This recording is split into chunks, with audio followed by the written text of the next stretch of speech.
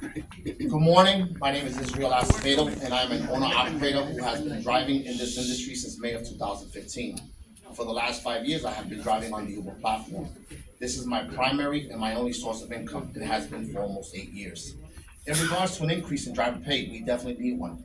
It's very expensive to live in New York City. The cost to operate a for hire vehicle in New York City is very expensive. Gas, collision insurance, liability insurance, routine maintenance, major repairs, auto parts, inspections, and the list goes on and on and on. Last year, from May of 22 to May of 23, for my commercial liability policy, my down payment was 687, and my monthly premium was 301. This year, March 23 to March of 24, my down payment was 764, and my monthly premium is going to be 334. My insurance for this year increased $34 a month. November of 2022, when I renewed the lease for my apartment I am renting, my rent went up $56 a month. Currently, I am paying a little over $4 a gallon for gas. Let's not forget to mention that the price of food has skyrocketed. My expenses for 2022 on this car and in this business were over $35,000. Okay?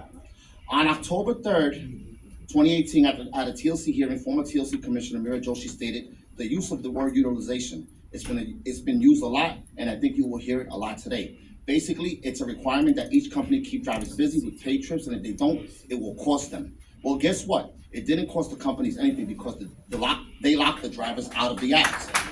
However, it cost the drivers loss of income and tons of stress.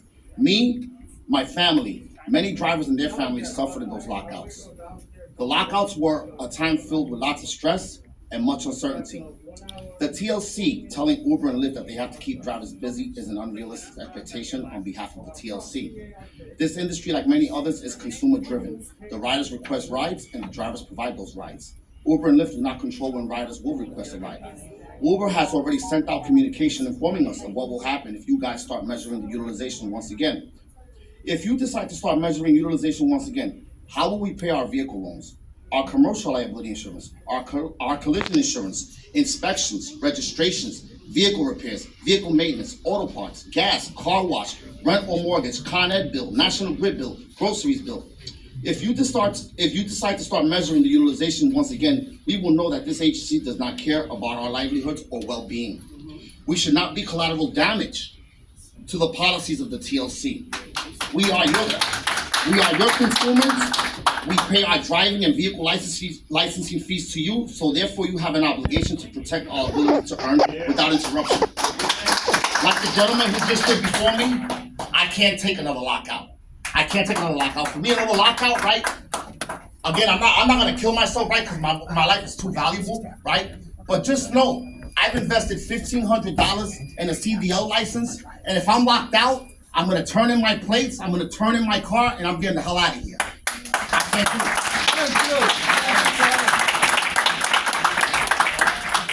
Our next speaker is Ali Langley. She'll